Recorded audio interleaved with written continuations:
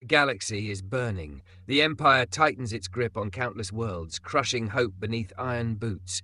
Rebels cry out for heroes, for someone with the power to stand against tyranny. Yet the greatest Jedi Master alive chooses exile over action, watching from the shadows as darkness spreads. Why did Obi-Wan Kenobi, the man who once stood at the forefront of the Republic's greatest war, turn his back on the fight when it mattered most? What's up, Star Wars fans? Today, we're exploring one of the most psychologically complex decisions in the entire saga. While Mon Mothma builds the rebellion, and former Jedi like Kanan Jarrus take up arms against the Empire, Obi-Wan Kenobi remains conspicuously absent from the galactic struggle. This isn't just about protecting Luke Skywalker. This is about a broken man, carrying wounds so deep that they fundamentally changed who he was. Let's unpack why the Clone Wars didn't just end the Jedi Order, they shattered Obi-Wan's very soul. To understand why Obi-Wan withdrew from galactic affairs, we need to understand what the Clone Wars did to him.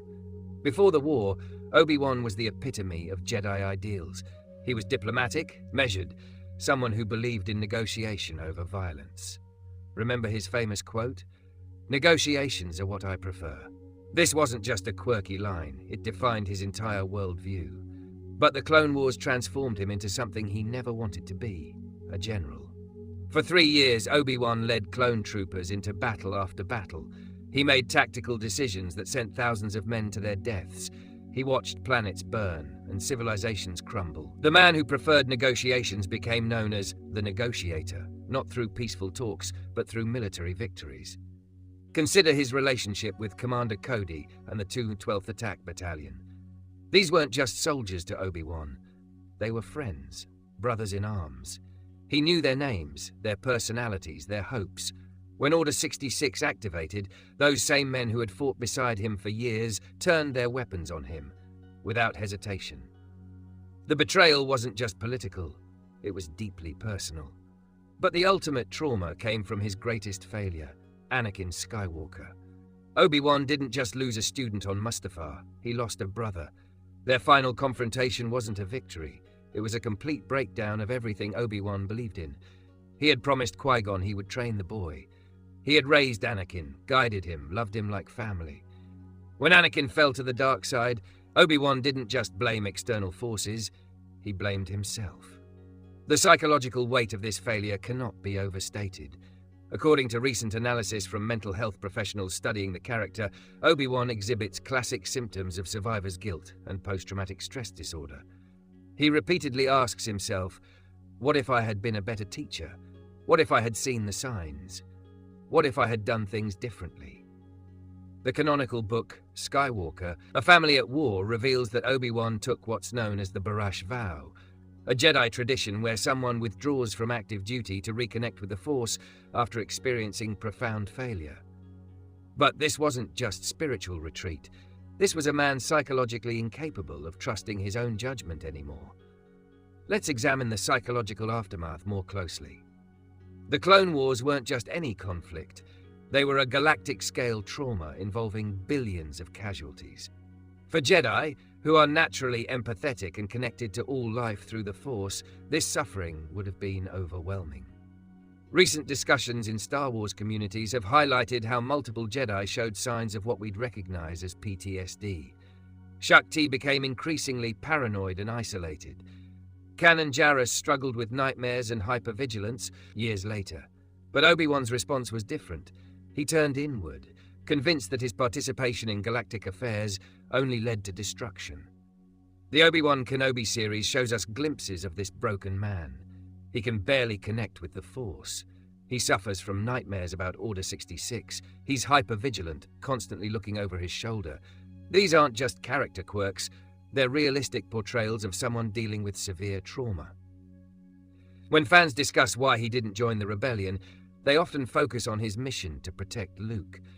But protection was as much about Obi-Wan's psychological state as it was about strategic necessity. Staying on Tatooine, focusing on one clear, simple task, watching over Luke, gave him something manageable when the larger galaxy felt overwhelming. Here's where it gets really interesting. Obi-Wan's absence from the Rebel Alliance wasn't just about personal trauma. It was about a fundamental loss of faith in his own judgment. Think about it. Every major decision he made during the Clone Wars seemed to backfire. He trusted Anakin, and Anakin became Darth Vader. He followed orders from the Jedi Council, and the Council was manipulated by Palpatine. He believed in the Republic, and the Republic became the Empire. From Obi-Wan's perspective, his involvement in galactic affairs had consistently made things worse. His very presence seemed to bring destruction. This is why he chose the path of non-interference. It wasn't cowardice, it was a deeply held belief that he was more dangerous as an active participant than as a distant observer. This psychological pattern appears throughout trauma survivors, the overwhelming fear that your actions will cause more harm than good. Obi-Wan looked at the galaxy burning and thought, what if my involvement makes it burn faster? This isn't rational thinking, it's trauma thinking. We also can't ignore the crushing loneliness Obi-Wan experienced. He went from being surrounded by fellow Jedi, clone troopers and galactic leaders to complete isolation on a desert planet. The man who had once been at the center of galactic politics was now known only as Old Ben, a crazy hermit living in the wastes. This isolation was both self-imposed and necessary. As fan discussions on platforms like Reddit and Quora have noted, Obi-Wan couldn't risk exposure. He was one of the most recognizable figures from the Clone Wars, a celebrity general whose face was known across the galaxy. Joining the rebellion would have put both Luke and the rebellion itself at risk. But beyond practical considerations, the isolation served a psychological purpose. Obi-Wan was protecting himself from further loss. If you don't form new connections, you can't experience the pain of losing them. If you don't take action, you can't fail again. This is classic trauma response, withdrawal from anything that might trigger memories of past pain. Perhaps most significantly, Obi-Wan's trauma affected his connection to the Force itself. In the Disney Plus series, we see him struggling to perform even basic Force abilities. This isn't just rusty skills. This represents a profound spiritual crisis. The Force flows through all life, connecting everything in the universe, but trauma can create barriers to that connection. For Jedi, losing touch with the Force isn't just losing a superpower, it's losing their fundamental way of understanding and interacting with reality. Obi-Wan's weakened Force connection reflected his broken state of mind. He couldn't trust the Force's guidance, because he couldn't trust his own judgment about what that guidance meant. This spiritual crisis explains why he couldn't bring himself to join the rebellion. How can you fight for the galaxy when you can barely connect to the cosmic energy that binds it all together? How can you guide others when you've lost your own way? There's another layer to consider, the impossible burden of expectations. By the time of the rebellion, Obi-Wan Kenobi was a legend. He was the Jedi Master who had fought in the Clone Wars, who had faced Darth Vader, and lived to tell about it. If he emerged from hiding to join the rebellion, people would expect him to single-handedly turn the tide of war. But Obi-Wan knew better than anyone that he wasn't the legend people remembered.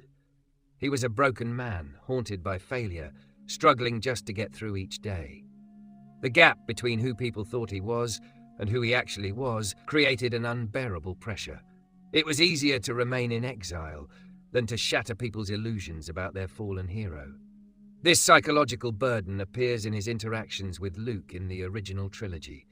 Even then, when he finally does act, he's careful to position himself as a guide rather than a leader. He points Luke toward his destiny rather than trying to fulfill that destiny himself.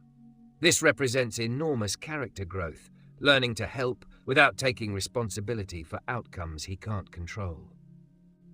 What makes Obi-Wan's story so compelling is that it's ultimately about healing.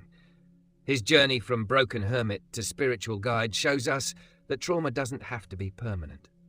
Through his connection with Luke, and eventually through Luke's connection to Leia, Obi-Wan slowly rebuilds his sense of purpose. But his healing doesn't come through joining armies or fighting wars. It comes through smaller, more personal acts, protecting Luke, offering guidance, making small but meaningful sacrifices. When he finally faces Vader again, it's not as a general leading troops into battle. It's as a teacher offering one last lesson to both his former student and his new one. This is why Obi-Wan never stood with the Rebel Alliance in the way fans might have expected. His path back to heroism wasn't through grand gestures or military campaigns. It was through quiet acts of love, patience, and gradual healing. Sometimes, the bravest thing a broken person can do isn't to charge into battle. It's to slowly, carefully put themselves back together. The scars of the Clone Wars ran deeper than lightsaber cuts or battlefield injuries. They fundamentally changed who Obi-Wan Kenobi was, transforming a confident Jedi Master into a traumatized hermit, convinced that his involvement in galactic affairs brought only destruction. His absence from the Rebel Alliance wasn't abandonment. It was the realistic response of someone dealing with profound PTSD and survivor's guilt. But Star Wars teaches us that even the most broken among us can find their way back to the light. Obi-Wan's true heroism wasn't in the wars he fought, but in the healing he achieved, and the hope he passed on to the next generation. Sometimes the greatest battles are the ones we fight within ourselves. What do you think about Obi-Wan's psychological journey? Was his decision to remain in exile justified, or should he have joined the fight sooner? Let me know in the comments below, and don't forget to subscribe for more Star Wars character analysis.